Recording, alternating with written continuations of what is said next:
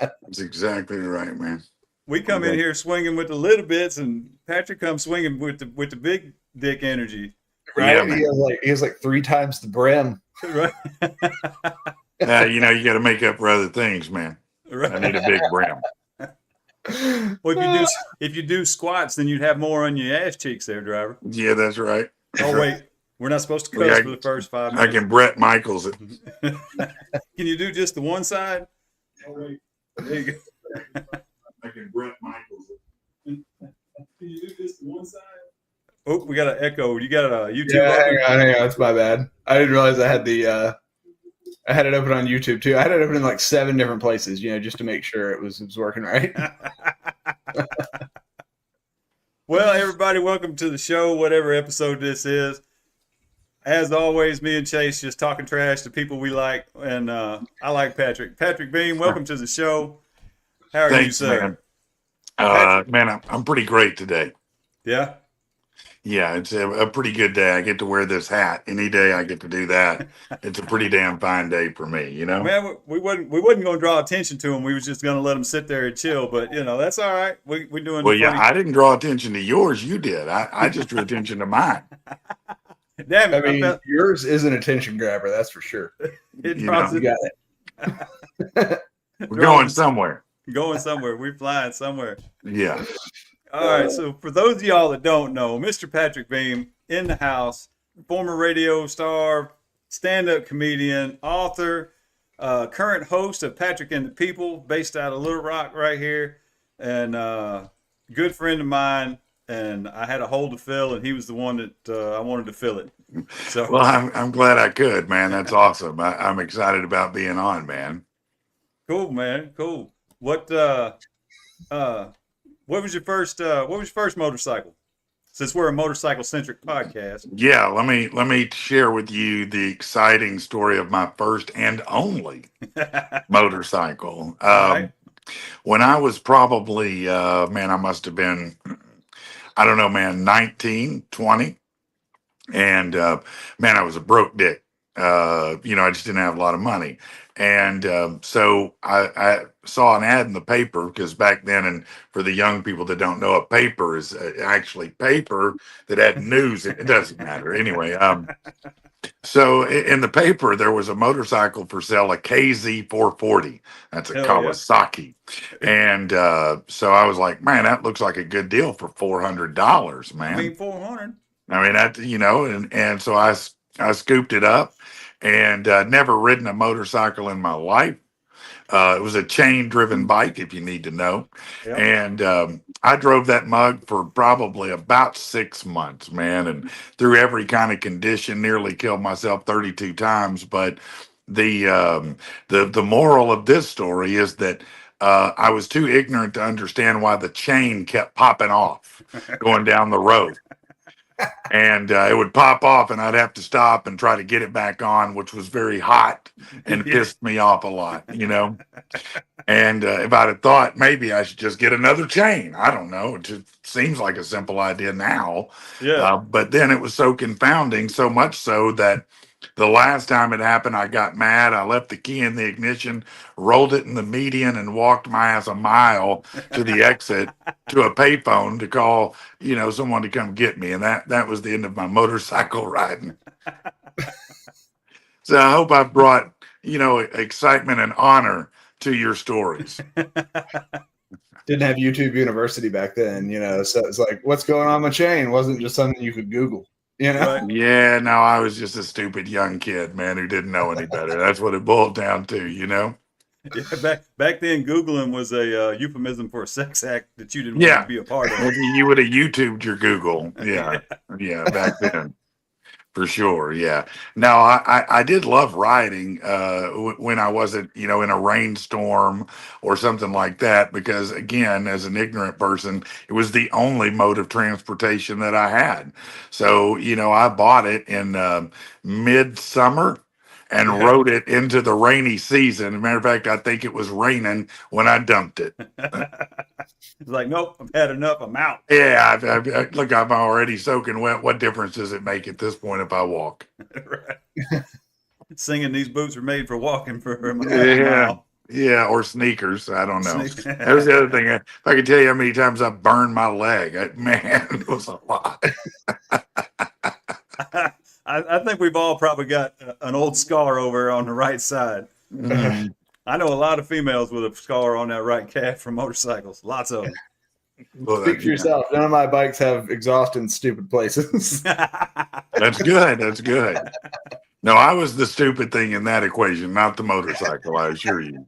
Right? Hey, man, if you still had that thing, you probably get 10 times what you paid for it these days. Man, could I? Is that right? Yeah. Would it be a collector's item at this point? If it was in good shape, KZ 440, yeah. Yeah.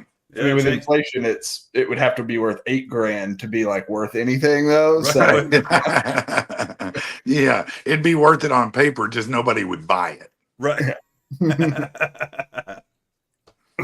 Oh, so how'd you get to start in the radio business? Man, that's a good story, actually. And you and I have known each other for a number of years, so, but I'll tell the story to him because he hasn't heard it before.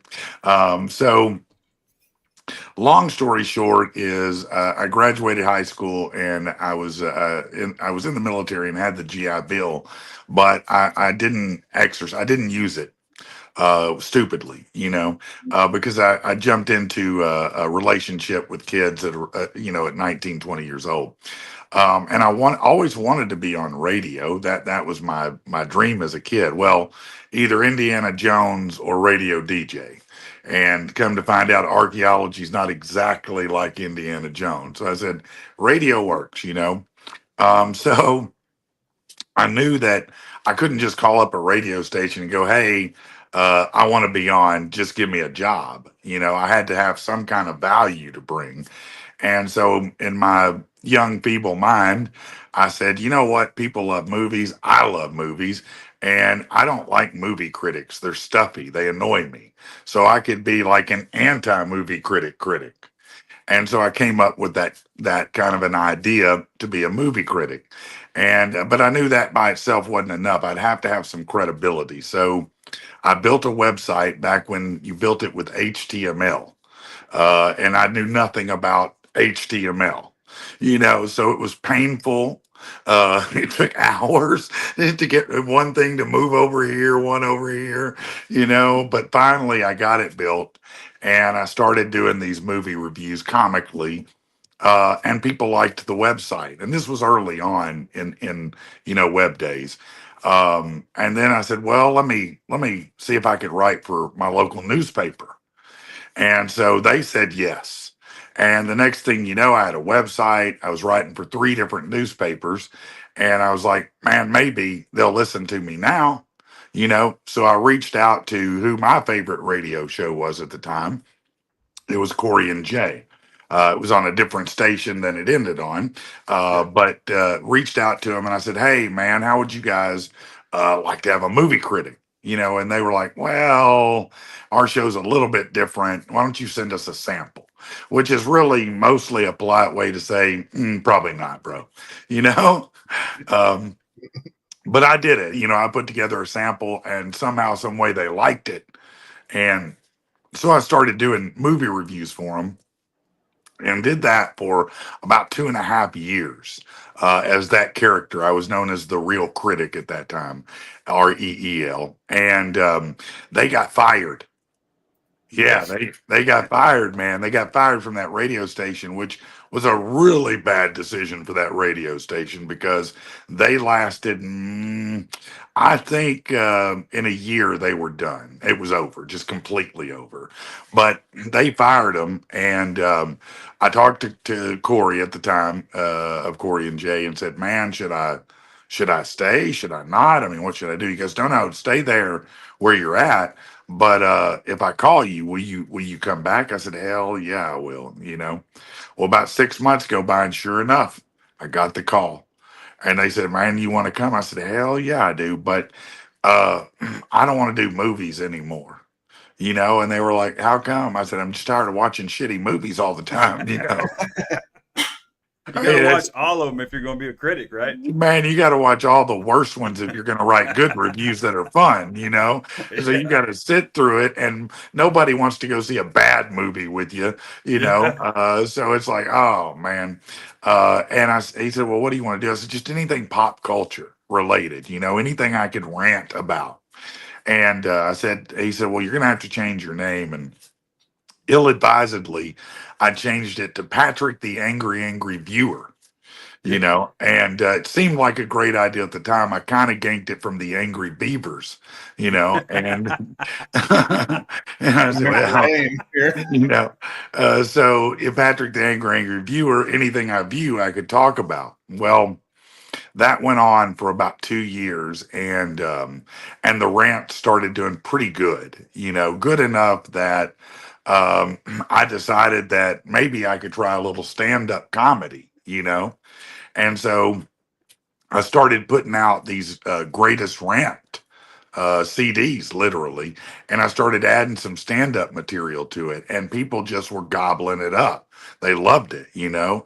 But then websites were really big, and I knew nobody's typing in Patrick the Angry Viewer .com. It was too much to type, you know. Yeah. So I said I got to get with the times and shortened it to Angry Patrick. And that character, as soon as I changed the name, it was like a switch went off, Yeah. and it went from popular to, man, through the roof, you know, just exploded for me. And I ended up, at one point, I was syndicated on, I think, 18 stations across the country.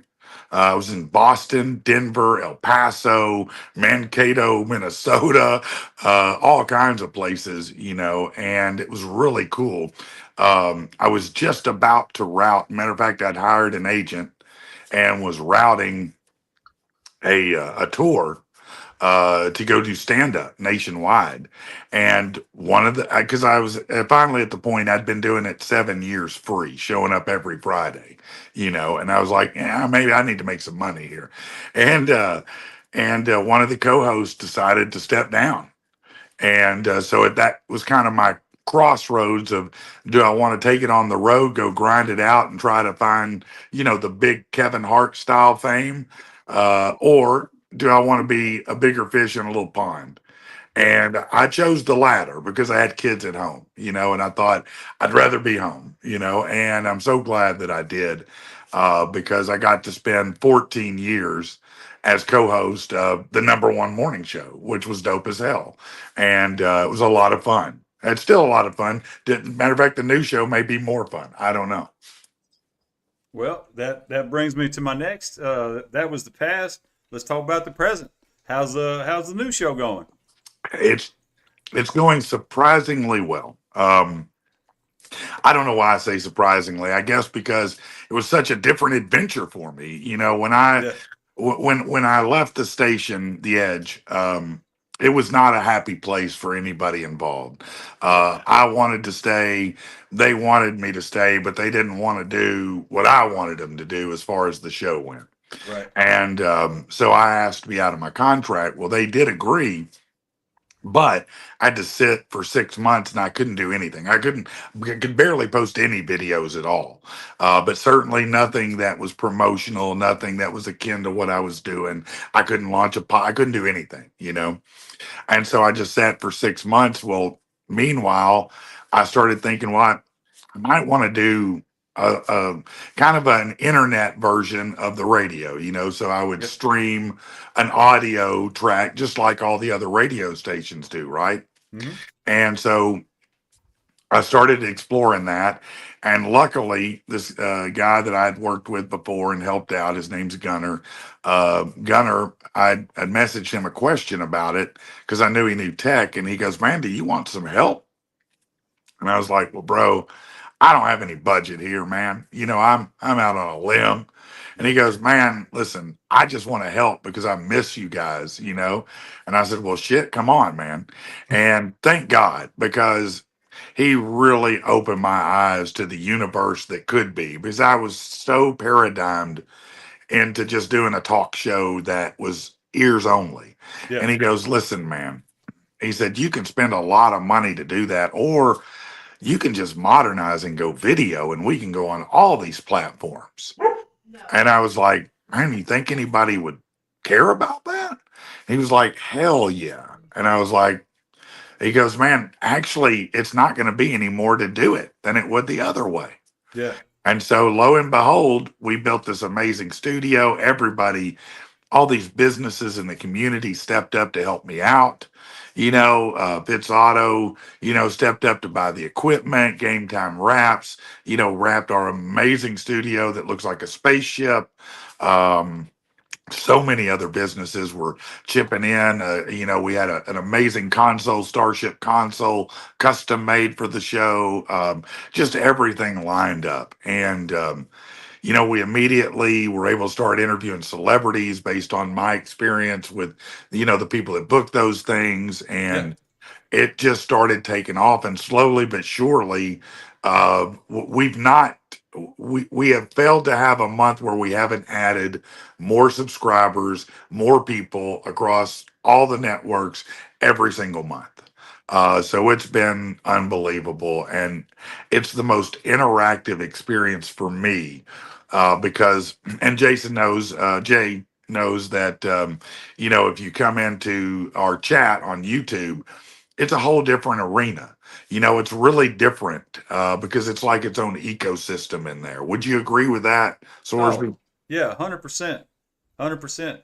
The only thing I hate about listening to the show while I ride around in the big truck is I can't get in the comments, unless I'm stopped. I don't want to Right. I'm not trying to text and, No, comments and no. stuff, while I'm I driving don't want you to. Don't die. 80,000 pounds. Don't let it lie. He's got like a laptop up above the steering wheel that he's like, That's right. Turn, That's turn. and a map folded out across the glass. Yeah. No, and Oh, Street Atlas. I was introduced to you from when Jay was on the show, and Jay and I, gosh, we've been friends for a few years now.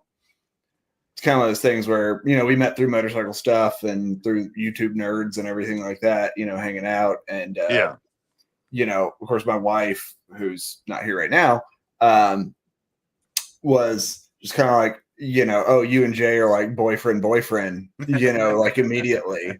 Like Right. Jay, like his personality, everything, we run all sorts of stuff by each other all the time. And when he was on your show, I watched through that, and it was super cool. And you're right, like, it's kind of like nowadays, it's very easy to kind of just do it, record it. You do it live, you record it, and you post it on 7 different platforms, and just kind of like spread it out. And it's kind of interesting because, you don't need a $10 million to like run a show or anything anymore.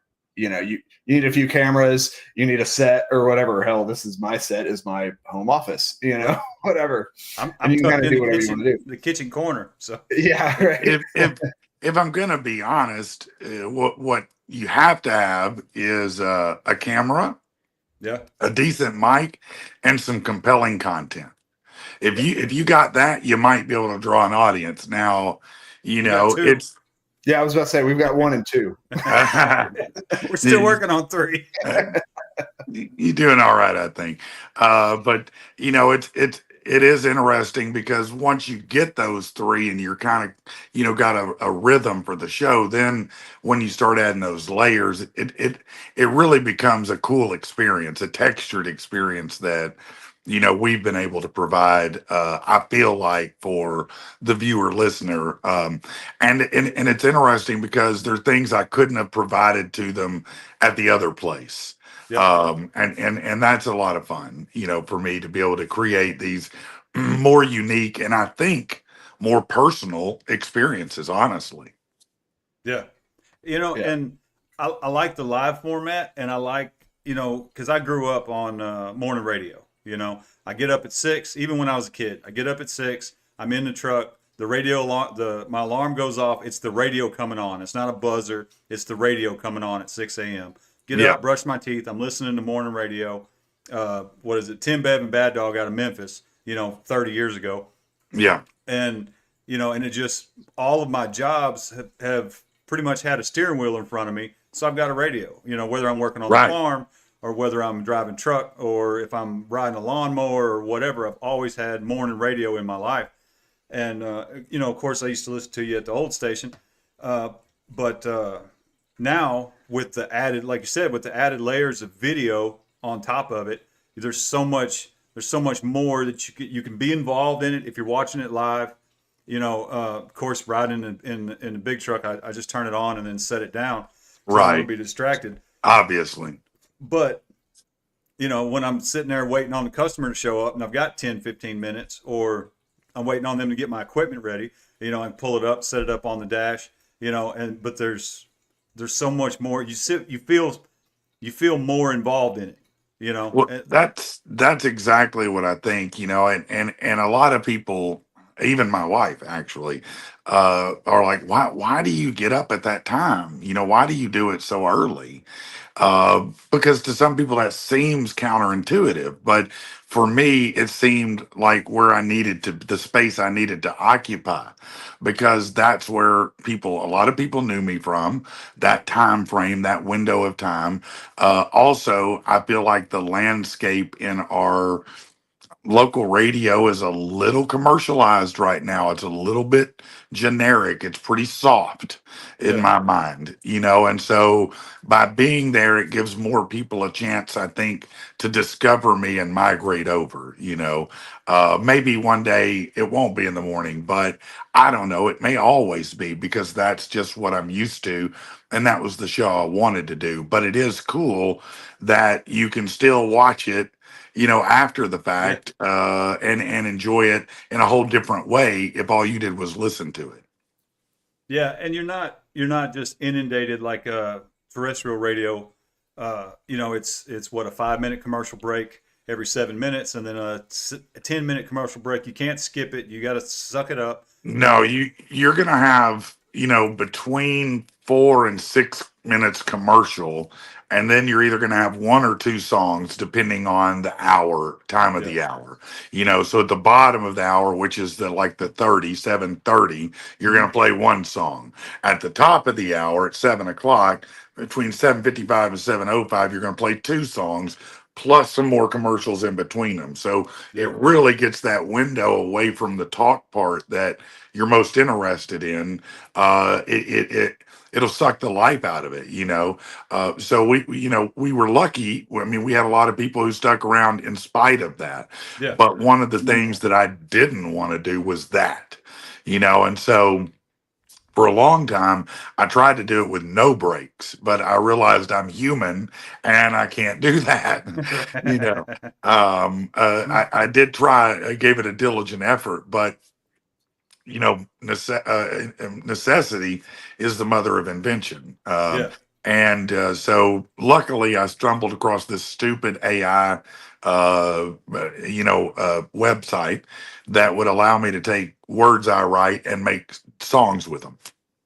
And so I was like, I can't afford to pay the royalties for ASCAP or BMI. Those are thousands of dollars a month that the iHearts and those type of people pay to have access to broadcast that music. I'm just one dude. You know what I mean? I yeah, worked in radio, not TV. I'm not rich. So, I now I have, I think, an arsenal of 50 songs of every genre that I play when I want to take a break. And so people get music like they like, but they won't hear it anywhere else, bad or yeah. not. Whether it sucks or not, you'll only hear it there. And you stream live on pretty much everything, right? Kick, We Twitch, YouTube, Facebook. Yeah, we're on things like Soup Live, Vaughn Live, Odyssey, Clapper, Triller, YouTube. I mean, you name it. Yes, we're pretty much X. Any format you can probably name off the top of your head, we are there. Yes. They're on OnlyFans, they're Only Feet. They've got everything Definitely taken on care of. both of those. That's the after show where I show a lot of my BH. Yeah. Now, I was going to ask actually, you going back to the beginning of your story. So you started with what was it called, the Real Critic, or what was it? Yeah, the Real Critic. Uh-huh. So that was print on the internet. right? Or Initially it was, and then it was also in newspaper. It was on the internet, then newspapers, and then I did the rant style on the radio for the Real Critic. So gotcha. I would pick the shitty movie. That's the one I always targeted, and I would go in and create this rant. And if I look back at it, it was a great character.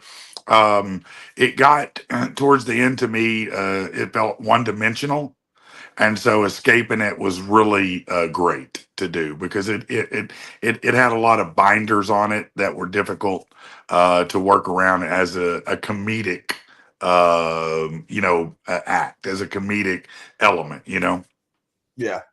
No, it kind of sounds like red letter media to me, like best of the worst kind of thing, where you're intentionally picking terrible movies and then Yes. watching them and kind of discussing them or whatever. So I was Yeah, just curious about the and it transition from print to radio, and then of course you transitioned out of movie critiques, I guess, and kind of pop culture and everything. I was trying to get recon on you because obviously you and Jay know each other, but I didn't. So I was kind of like, well, I'm like looking this guy up, and figuring out yeah. what he's done. So I know a little bit about him before we get on the show. But Yeah, no, that's all true. Now, simultaneously, what some may not know, for many years, I was prior to taking the full time position on the radio show Corey and Patrick. I was in sales management and sales. Matter of fact, when I took the job, I took a pay cut because I was basically director of sales for all residential Arkansas Comcast when I took the radio gig. So, I've worked for some different Fortune 500 companies, done some very high level sales and management, done some HR stuff. I had a lot of management and a lot of sales experience. So I was kind of managing a dual career for a long time until I finally, somehow, some way, magically, that after 7 free years, that radio door opened and said, "Hey, we'll give you some money." And soon to be on TV as well. Well, yeah. Yeah. On the blocks, actually, we just did. It was pretty cool because I think we had been at it for 5 months when they reached out to us. It's a reality show that's owned and hosted by Wes from The Challenge, or you may have seen him in Traders or House of Villains. He's been on some different reality shows, but most known from The Challenge, which originated from the real world. And so he's a beloved villain amongst reality show people. And they reached out to us because the blocks is a competition for it's a competition slash boot camp, if you will, for entrepreneurs. So they reached out, they invited us to come be one of the 80 competitors of different companies that were represented on our season 22 of the blocks. They just aired season 17. I suspect mine's a few months from being released, so I can't really tell you much about it. I can tell you that we enjoyed it a lot and we did good. no spoilers, no spoilers. No Yeah. spoiler. No, no, not if I want to not have my ass handed to me. Yeah, I signed that NDA. You know what I mean? Yeah, no.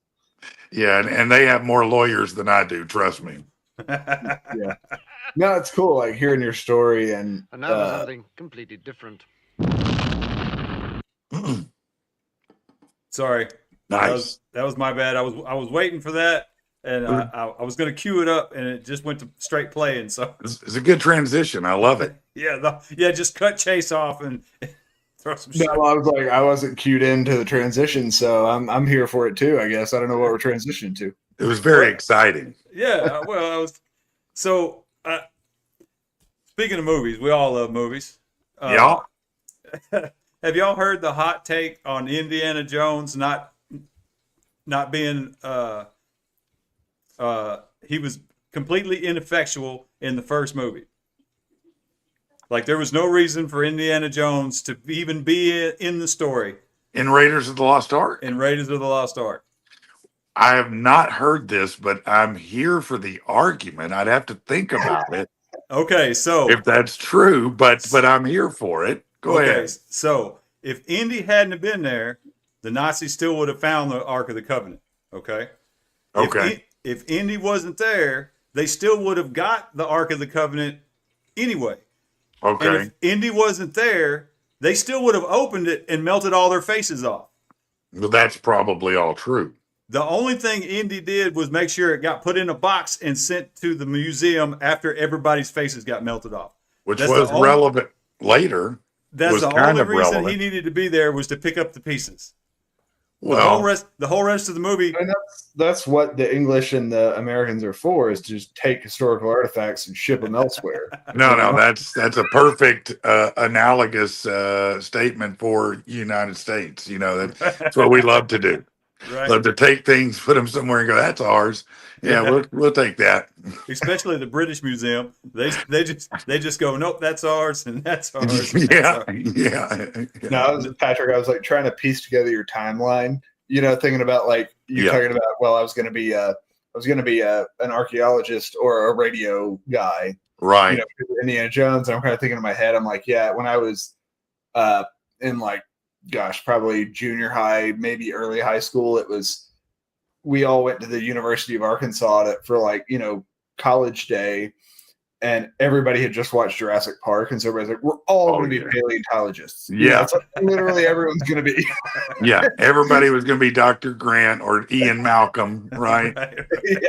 Yeah. You're going to be out there going, "Hey, nature finds a way, bro." Yeah, I feel will like tell we you, had here's Dr. a little, Grant until we got older and realized how cool Dr. Ian Malcolm was. Let me tell you- I'd rather be the Jeff Goldblum. You know, here's a strange random fact about that character. So you may remember there's a point in the movie where he references this mathematical theory called chaos. Yep. Yeah. And he's drawing on the palm of, I think, her hand, you know, when he and does with it. the Right. Drop. Yeah. That's what it is. Yeah, maybe the top of the hand, the knuckles and whatnot. I thought that was some bullshit that it just made up, Yeah. but there was not. My brother, when he was in college, they sent him to Oak Ridge, Tennessee, to the Nuclear Institute to study the mathematical theory of chaos. Yeah. And I was chaos like, theory is a son good thing. of a bitch, that's real. Mhm. They made a whole movie. Remember the butterfly effect? Oh, Yeah, vaguely I do. That's Yeah. not the Ashton Kutcher one, right? Yeah. No, it is. It's It when is, okay. the butterfly flaps its wings across the world and it goes Right. to a tornado, technically, you know, wherever, you know, kind of thing. That's the whole chaos theory ordeal. Yeah, Every little happening can result in ripples. some thing. Yeah. Yeah. It's really cool. Yeah. I mean, it's like, I think it's super theoretical though. You know? My movie hype thing that I like to put out, my conspiracy theory, is that John Wick is just another version of Neo in the Matrix. I mean, Keanu Reeves has played the exact same character in every movie he's ever been in, so that's true. That's true. That's true. I It's like a that good character. character. Listen, It's true. he didn't do all that martial arts training for nothing, bro. If I learned all that shit, I'd damn sure use it. Look at Jackie Chan. Right. Yeah. Well, yeah, you know, Jackie Chan got his start as Bruce Lee's stuntman. Yeah, no, he's the second greatest stuntman on the planet. Who's For the sure. first? Tom Cruise. That's fair. Yeah, see, nobody's going to argue that. Being his own can't- stuntman. That's fair. Yeah. Yeah, you can't argue that. He's insane. I saw Strapped to some the side of a clips where he plane. jumping that motorcycle off of the most recent Mission Impossible movie that I guess hasn't come out yet, right? No, the new one's out, and it's way worse than anything he's ever done. It's just Yeah, you just look at him and go, "Man, you really do believe this Scientology shit, don't you? Because otherwise, you wouldn't be out there doing this stuff, man. but No, watching him nobody who knows Jesus is out there, you know." blow up like 5 motorcycles so they get the cut right, you know? I'm Yeah. like, Man, he did legit. this. Look, I'm not giving anything away in this movie, but there's a scene where that he has to jump out of this plane with a parachute, right? And he has to open it too low, but when he opens it, it catches fire. Okay? He did that 16 times to get the right shot. 16 times he did that. Yeah. Yeah, your main chute's on fire above you, and you got to hope that backup chute's going to work okay. What You does the know? insurance on a film like that run? $7, $12, I don't know. yeah. So- What I know, I don't know. A lot more than I got. How about that? Right. I can't. It's like a Lamborghini. I can't afford the Yeah, insurance. come on, I got Jay. no business driving it. He's not a movie producer. He's a shitty movie critic, right? That's right. Not That that is you're correct. shitty, that you reviewed shitty movies. Let me. Both are probably true, to be honest. If I'm being real about it, I can look back honestly and go, "Yeah, it's probably shitty both ways." Right. I did just watch Black Dog, Jay. The trucker I movie. The Black trucker Dog movie, Jay. because, What is that Ken was about? talking to me about. Kim was talking to me about, chasing the black dog. And then we kind of had a discussion like at the end of a ride, if you're riding for like 12 hours a day, you kind of start to get in that like loopy mode where, you start to lose your focus and everything and start kind of missing your apexes and all that kind of stuff. Yeah. And they were like, yeah, it's like chasing the black dog. And so everybody was talking about it. I was like, I'm going to watch this shit. So I watched it this weekend. So the black dog in trucking is you've been trucking too much. You've been not enough sleep, not enough rest. It's late at night. You're driving down the road, and all of a sudden, this black dog runs out in front of you. You freak out, jam the brakes, end up in the ditch, or almost crash, and you're awake, brother, because this damn black dog done run out in front of you. Well, it's just sleep deprivation, Yeah, it's no black dog, is what you're saying. No. Black dog's an illusion Yeah. and or a hallucination. Or a little bit of both. Yeah, it's like little highway hypnosis business. Yeah. Yeah. I can only imagine for long road trucking, long haul trucking, how, man, I got no business operating a piece of equipment like that, man. I'm too distracted in a damn motorcycle, much less, no, much respect for that. Well, Chase kind of understands what's going on too, because he rides, like 1,000 miles in 10 hours or something, and he's an iron butt aficionado. Yeah. Yeah, get up at 4 a.m.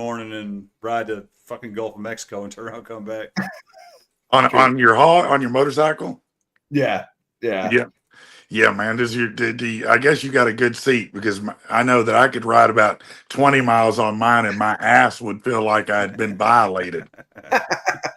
Maybe it was because it was a KZ 440. I don't know. Before you go on the long haul, you know what I mean? Yeah, you should probably so. Yeah.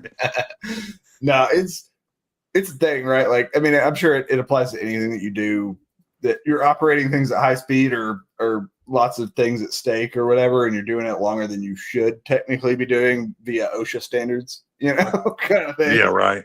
But like, no, gosh, Jay, I think I spent just over 23 hours straight riding, and yeah, you kind of you find your ticks. You're kind of like wake myself up ticks, You probably find a lot of things after 23 hours away. Yeah, Things about yourself that were hidden in dark corners that start seeping out for no reason. They're all there. Yeah. Yeah, like a balloon in my butt. What about it? Yeah, whatever. Wait, where did that come from? What happened? Right. Wasn't me. I didn't want to admit that to myself. Yeah. It's the same on them long hauls, man. Speaking of being violated, Patrick. Oh, that's an ominous segue, bro. Again, in my recon, I see that you've written 2 books. 2.5, technically, but who's counting? Yeah. I've got a couple books on Amazon Prime that they're just for fun. One of them is a very trendy-ish, more social. Oh man, I'm gonna quit bullshitting. It's kind of political. It's about being too woke, okay? Because I don't like all the woke bullshit. All right, so it's a real tongue-in-cheek guide for those who don't understand why they're not woke enough. So to help you get woke and learn how to get with the program, okay? And for those who get triggered, it has some coloring pages and whatnot along the way.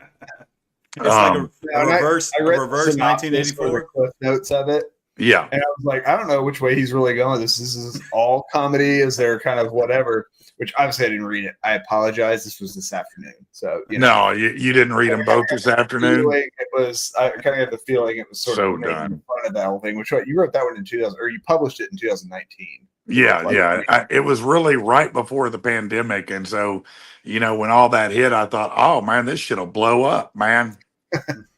No, it didn't. It did fine. It did fine. Right. The other one I wrote on a lark, and I'm going to be honest with you. I've written a lot of different things in my life. I've always been a writer since I was about 13. My mom's a writer.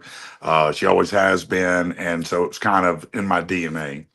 And I wrote this book on a lark, and it turned into something that I hate to admit this out loud, but it's one of my favorite things I ever wrote, and it's just terribly trashy.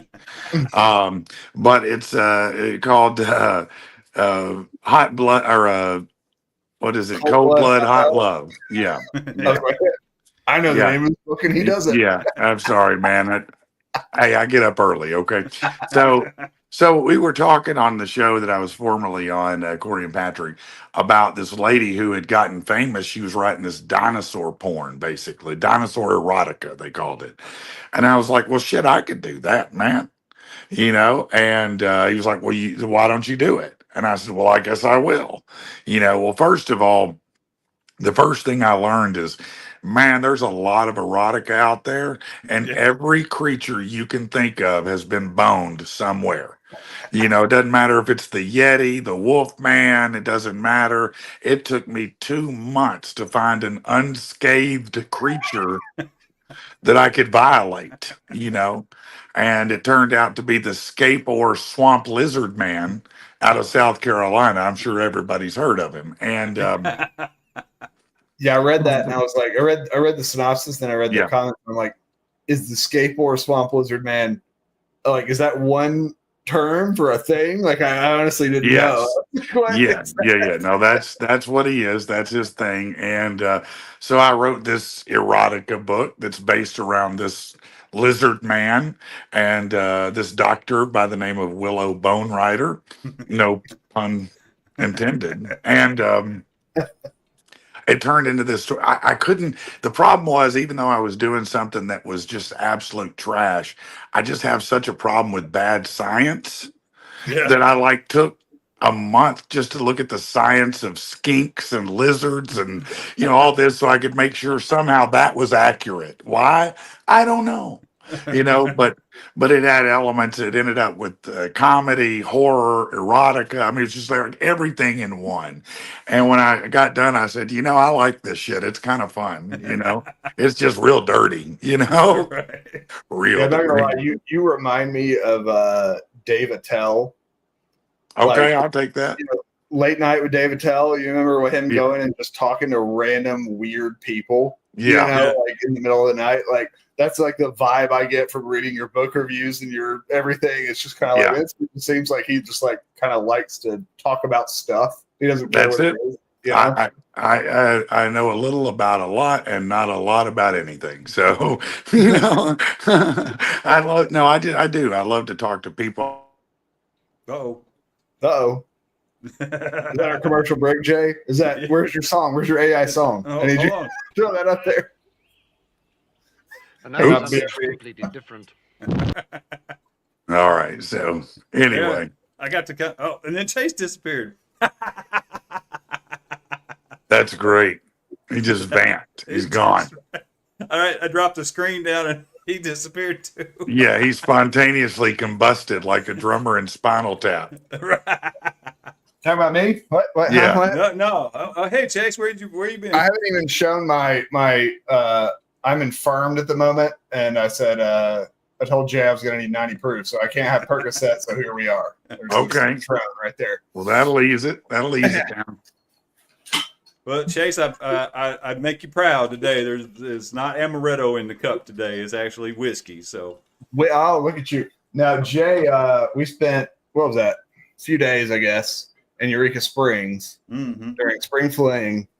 And the entire time, for the most part, you had a couple of Bloody Marys too, but Yep. you were drinking amaretto and Dr. Pepper, which I'd never heard of. It's supposed to be good, actually. I've heard it is. Chase was not a fan. I'm not a huge fan of Dr. Pepper. I don't really like sweet things in general, but I took a sip of it one day and I was like, nope, never again will that enter my mouth. It does kind of taste like red NyQuil. I'm not gonna lie. Yeah, it's a thing. I don't. Yeah, that's not necessarily unpopular either. Right. Yeah. I enjoy it. Filing there are other reasons we can't have nice things. Why I have to get a Right. prescription for my allergy medication. Thanks, That's correct.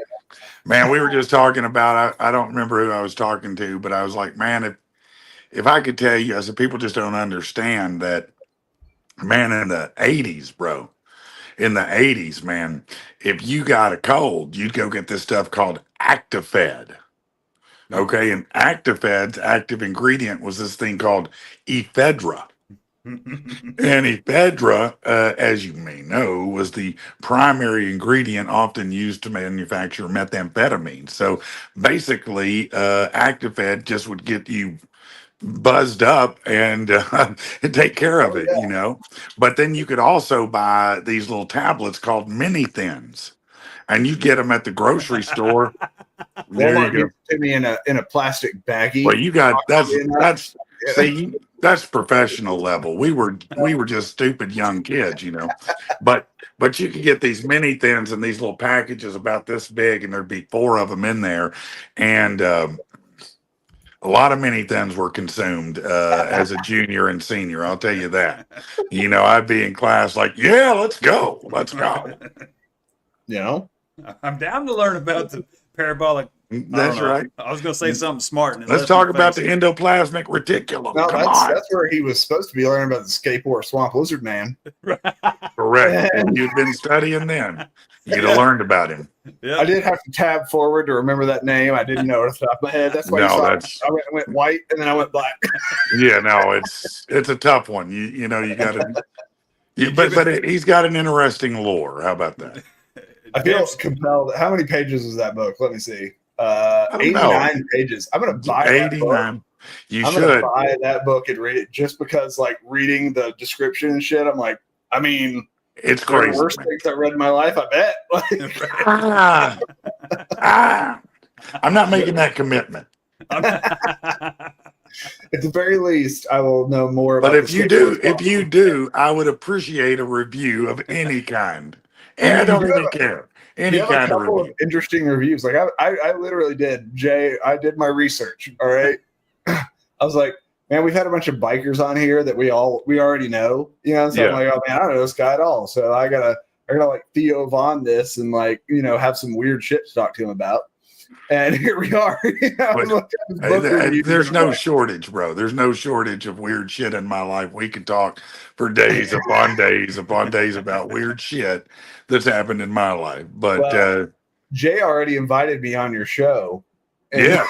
Little Rock. So yeah, he said he was going to. I will be happy to sit on your Starship Enterprise and hang out. You come on in. That's close enough. That'll work. Get on into the Starship Enterprise and come hang out with us, and it's a good time, man. We'll talk about all kinds of crazy shit. Who knows what? Hey, we try to wrestle him up, make him take a day off of work for the Day of Pain. Oh, for the Wheel of Pain. Yeah, baby.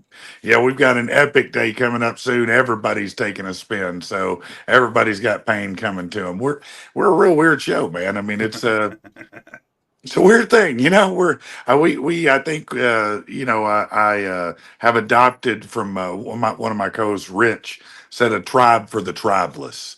And I think that's probably the greatest name that isn't the name of the show. The tribe for the tribeless, because I feel like that's what we are, Yeah, I was thinking, and you're not wrong. That's true. I'm not to mute your point there. That's true. There's the comment section is awesome, and y'all show out for one another, and that's pretty dope. And that's one of the reasons I like that show too, because I get the same feels from that show when I hang out with my motorcycle homies, because we're all in this thing. But we're all different, but we're all the same, Yeah. And, Chase rides a BMW and I ride a Harley, and who gives a damn? We're out there doing motorcycle stuff together, and of course, that's right. The YouTube stuff, and, we bounce ideas off of one another, and thumbnails and whatever else, and it's just another layer of connection with people. And it is, and it, I learned a long time ago, for me at least, I can't speak for everybody, that for me, if I'm stagnant, I get depressed. I get, I'm not making movement. I'm not doing anything. So connecting with people and new and different people is interesting to me, because if everybody was the same, I'd be bored as hell. I like the differences in people, Yeah. and it's fun to talk about them and hear about them and learn about them, and so that's what you're right. I talk to a lot of strangers and I ask them lots of questions, some appropriate, some not. And it's a lot of fun to do it. Yeah. Yeah. And like you say, Jay, I mean, of course, we both ride motorcycles and that's our YouTube channels and everything like that. But honestly, I mean, the biggest part of it is, like you say, it's funny because it's so easy to connect with people nowadays, but it's so hard to connect with people nowadays. Like at the same time, Yeah. No, you're right. I mean that, another thing we talk about sometimes is I feel like, sometime around 2020 or so, I think that we emerged out of it, but not everybody came with us. Yeah. We lost some folks in there, if you know what I mean, and they're still there. And it's difficult for them to be out in the world. It's frightening to them, I guess. But I'm happy to be in the world, and I live locally, so whatever's happening all across the planet, it only affects me so much. I mean, I said it a couple days ago on the show. I wish they would Red Dawn here. Right. Please land here, because you're gonna get a surprise if you do. This is the wrong place to come. You know what I I, mean? I know a bunch of boys that know how to skeet shoot. That's what I'm saying. I mean, you go anywhere, go to the Dakotas, go to New York, don't come here, man. You don't want this one. No, Yeah. yeah. you don't want this. No. Nowhere south of the Mason Dixon is going to be good It's for you, just brother. not good. The only place worse than here might be Texas. Don't land there. They got a lot of big guns in Texas. Yeah, they got the big cannon to the, I would say Florida too, but let's be real. There's a bunch of drugs and naked people doing weird stuff there. So I don't know. That might be a pushover at the end of the day. I don't really know. It just depends on what day of the week it is. Yeah, Saturday night, you could take Florida. Monday afternoon, maybe not. Hey, they may switch sides if they land in Florida, brother. They could. It's like, you know what? This place is dope, y'all. That's it. I'm staying here. These chicks got nice butts here. These Cuban Yeah, ladies are I've all been right. telling people for years. It's like you said with the COVID thing. It's kind of like we went from BC to AD Right. to AC. Yeah. We went after COVID, right? Yeah. And, Yeah, man. Like it feels like it was 20 years ago at this point. I'm gonna be real with you. Like I joke with Sarah all the time. It just feels like it was so long ago that all that stuff went down. It does, doesn't it? And I'm sort of thankful because I've been working from home since COVID, and I've switched companies a couple of times, but I'm always like, oh, you're based in California? Well, hell yeah, I'll get a job there because I never want to go into an office. Yeah, Right. That's kind of a plan. And there were, out of anything, that's difficult, you're going to have good things emerge from it, and that's one of them. In a lot of ways, the remote work aspect is very beneficial to a lot of people. Now, a lot of people were bilking it and got called back in and didn't like it. I was one of them. Yeah. But no, a lot of people did, get that opportunity to work remotely, and someone who's talented enough should be able to do that in this modern era. Yeah, and I mean, if there are people that can and can't work remotely, like my wife, for instance, she worked remotely a few months right after COVID started, but she was pretty much like, nope, I can't do this. I can't focus, I can't do whatever working from home. That's because you're home. Yeah, right.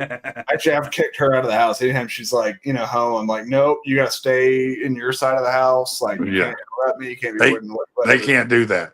See, that's the problem. Now she's like, I got to go somewhere else. If I got to not talk to him, I'm going somewhere else. Yeah. Right. Yeah, they can't stay. They get the FOMO so bad, bro. They got to come over, Yeah, right. Coming in here, peeking in the door, all that kind of stuff. Yeah. I already got dogs doing that, Only one dog now, Rip. The other two, but yeah, anyway. But now we haven't really talked about politics at all so far, Jay. I don't believe. No. Which I'm not saying I want to, talk a bunch about politics, but it is kind of interesting just kind of watching stuff, looking at your book about the kind of wokeness and everything like that, and kind of seeing the shift in the past 6-8 months since November 5th, basically. Kind of, I think the cultural shift started happening immediately after the results were in. Really, I think a lot of people felt permission to breathe. I know yeah, that may sound odd, but I think, look, man, a lot of us were sitting there going, man, maybe I missed the mark somewhere.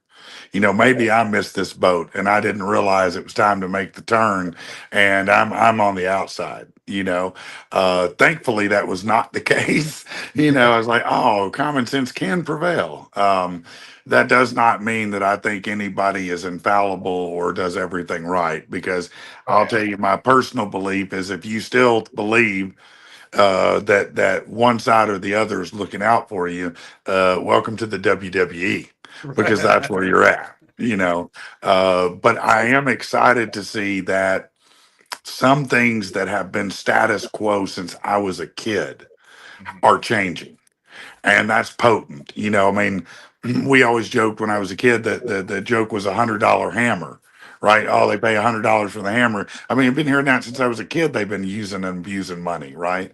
So now to find out that it was all true and much worse than we even imagined, that somebody's doing something about it, I think that's great. There are a lot of things that are happening that probably, I never thought I would see, and they're positive. Now there's lots of dumb shit too, but that's with anybody.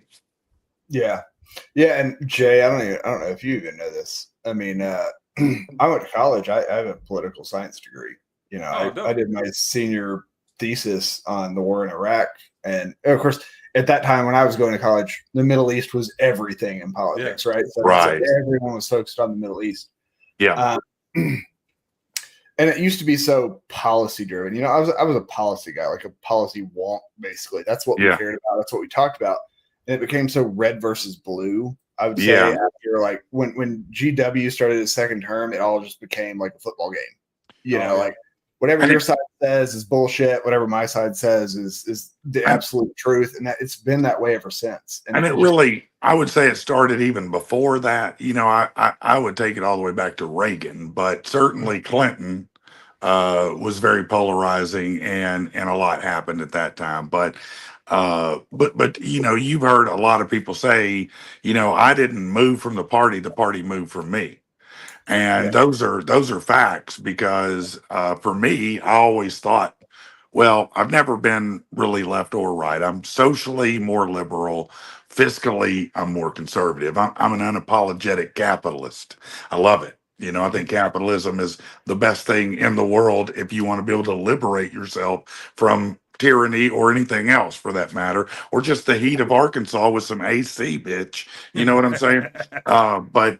But also, I think that it's been an important time to reestablish that we're not ready yet to go full commie, and that's relieving to me. There are a lot of sins on this country. I assure you, we have our share of them, but there's no industrialized country that doesn't bear the same scars and sins that we all do. And they're all terrible. But I think what's great is seeing these things be exposed. Like, all of us, I would say, for at least a decade, thought that while maybe really super hot, that Jenny McCarthy was super batshit crazy, right? Yeah, she's hot, but cuckoo, right? But lo and behold, she wasn't cuckoo. Apparently, as recent news tells us, there is a tie between autism and vaccinations. Shocking, that we just found that out. But those are the kind of things that I'm excited to see happening. Truth's getting out, us making changes that are positive for people, and not buying into all the hype and bullshit and hysteria that has gone on for a number of moons now. Yeah, and to your point, like I'm basically like a 97% like Ron Paul sort of libertarian, and there are certain things that I think that, like, with crony capitalism and kind of, sort of the power resting where it is, like you can't have absolute capitalism because people just take power. Well, no, we haven't had Everything like that. we haven't had absolute capitalism since at least FDR, if not sooner than that. But there's always going to be a need for, assistance and help and just being good humans and helping others. That's part of it. Just like Social Security, disability, all of those different things that we do. Or, when someone properly immigrates, the social services and the things we offer them. Factually speaking, we take in more immigrants than any other country on the planet.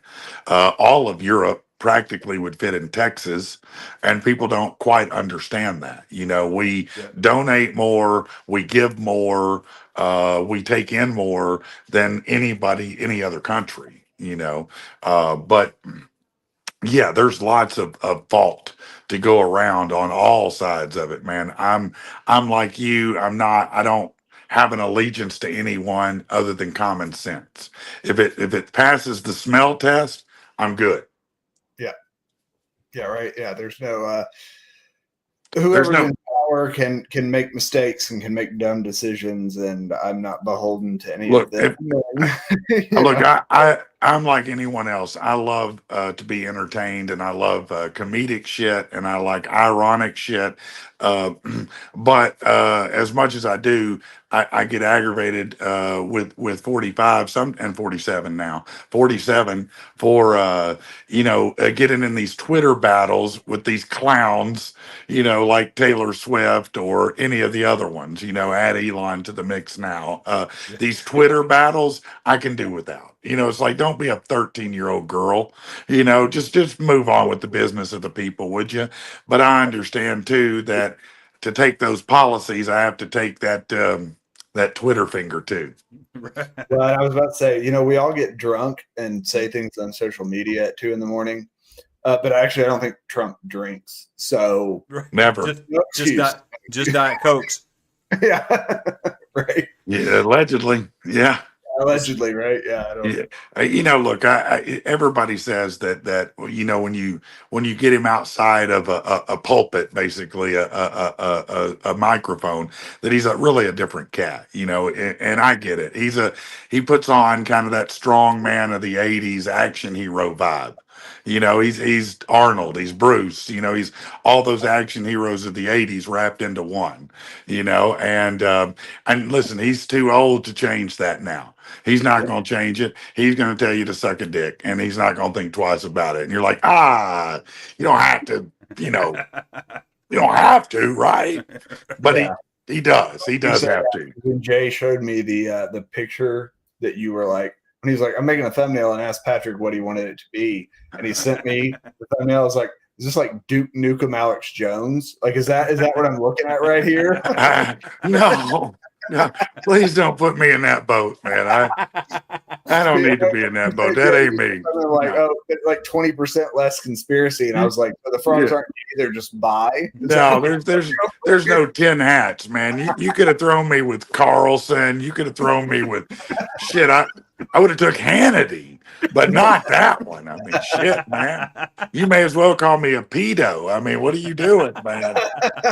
Whoa, hold on now. Whoa. Whoa. No, it may be more favorable than being called Alex Jones at this point. In some circles, yeah, I agree. Yeah, I mean, I was like, I could get killed for that. Weirdly, the picture just kind of, I felt like it was like buff as shit Alex Jones. Just what You don't think it looks like me? I mean, well, shit. Now I hadn't actually seen you outside of. But see, now that you've seen this, now I need to look at the thumbnail. I took this shirt. If I just went like that.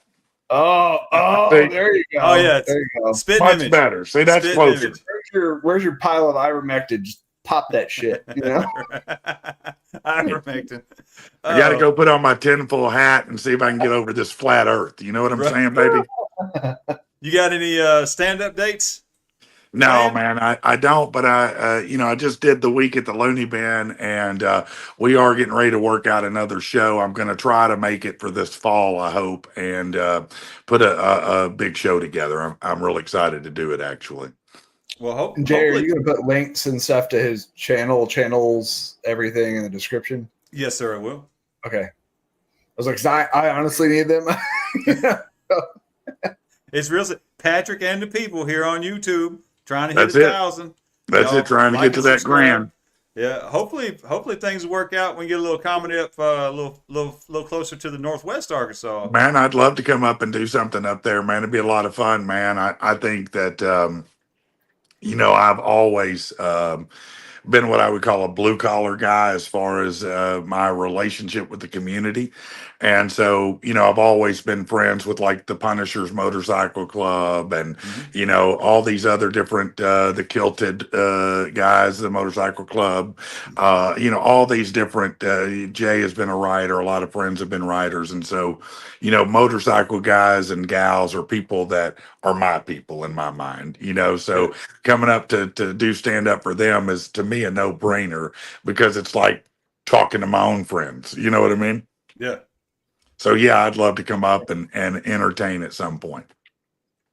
And Jay, I'll have to make it back down, eventually. I mean, one of these days, have to come during the week though. Yeah. Was Yeah. that October, November? I think that was when I came down there, right? And hung Yeah, out. I think that sounds about right. Yeah. Last time we have to come on a Friday, have to take a day off. So Man, it'd be good times. Come invade Yeah. Patrick's show. Hey, come on, man. We'll let you take it over. We'll have a good time.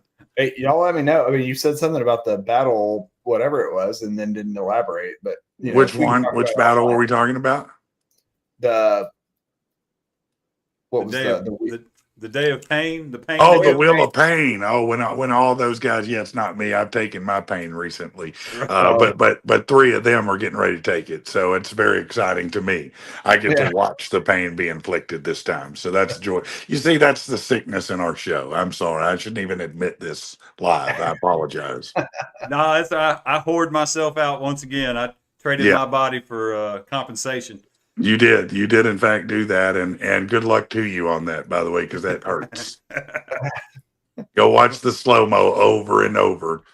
Yeah, you'll see the pain. It's the worst because at first you think it doesn't hurt, and then it does. It's like when you eat something real hot and you bite down, you're like, oh, that's not so bad. And then all of a sudden you're like, that's kind of how that paintball at 210 miles an hour was on my ass. Hey, man, it's not going to be the first time I get hit by a tipman with a paintball.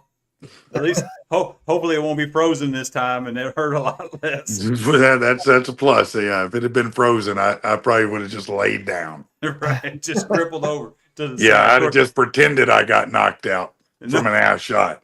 Just nobody knows what me and him are talking about. He got shot in the ass with a paintball gun. Yeah, the other day on the show, and there was supposed to be another paintball shot to his co-host, but I saw an opportunity to get some free tickets.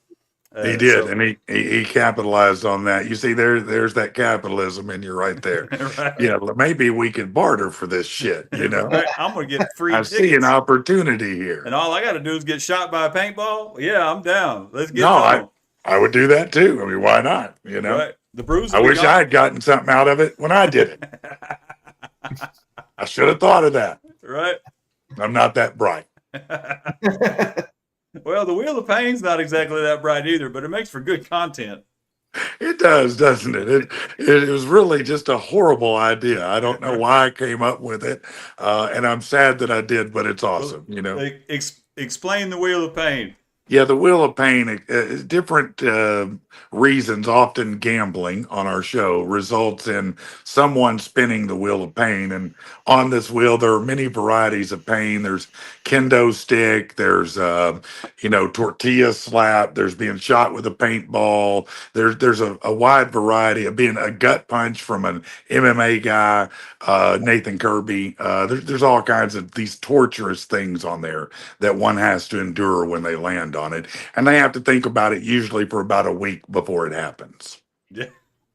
So what there's some sort of prize. You agree to take whatever the wheel spins, and then that's right. Get the prize. That's right. You lose the bet, you spin the wheel, whatever the wheel spits out, you got to take. Gotcha. I was like, man, that gut punch from the MMA guy sounds like absolutely the worst of all of that. And if you see him, you'd understand why it might be. He looks like Arnold in the old days. Arnold. I don't want a gut punch from, a 12-year-old, much less like, whatever. Well, Yeah, it wasn't as impressive if I put gut punch by 12-year-old. But it probably would hurt too. Yes. We're gonna have to make that pie a little smaller. Yeah. Oh, anybody got anything else? Man, I'm outed. I'm about there, I think. Cool. But Where this has can been awesome, man. I love what you got going on. I like the freestyle talk, and I love being part of the community with you guys and the writers because, as I said, those are my people. They've always been my people, and so it's cool to be able to talk to them and share this with them. I think that's awesome. where can we find you? PatrickandThePeople.com is real simple. Just go to PatrickandThePeople.com or just go to your Google search bar and put Patrick and the People, and I promise you something's coming up. Click it. Patrick and the People right here on YouTube. Yes, please on YouTube. We'd love to get to 1,000. Also, one last question for everybody involved. This is the 4th of July weekend, Oh, yes. right? Today is everybody's Friday, hopefully. Yep. Yes. And so, what are you doing? We're grilling. We're doing my dad's birthday. We're doing fireworks. We're hanging out. I think I'm going to go to Switchback for their 4th of July poker run on Saturday. But yeah, what do y'all do? It's a 4th of July poker run. It's on the 5th. Okay. yeah. Well, yeah, Saturday. Yeah. Okay. Cool. Patrick, what are you doing? I think I'm going to study the Communist Manifesto and no, probably what'll end up. And think about balloons in your butt. That's right, balloons in the butt. Probably, we'll end up somewhere at a friend's watching them light things on fire and blow them up and be very excited to watch somebody do it who's not my kids trying to shoot me. Fair. Well, Jay? Man, I think I got to work sometime this weekend and then help my wife build a deck out back and probably shoot bottle rockets at one another. One thing I will mention that I hadn't said is if you're in need of buying or selling a house, I am a real estate agent and I'd love to help you. I forgot. We didn't even touch on the real estate, did we? I should have said that before I told you all the horrible things about me. Right? But now you just got to get a real estate agent you really know. Right. What'd you say, Chase? I said, who's going to consider him a reliable real estate agent now? No, right. Now that we've buried, now that I've bared my soul, I've probably ever talked about their erotic novels about lizards to you. Right. It happened right here. It's unique. How about that? It's unique. Yeah. We'll have a good time shopping. Yeah. Right. Well, all right, everybody. We'll see y'all back here next Thursday, and if everything works out, we got we got Dan with Gears and Gadgets going to be right here every Thursday with it.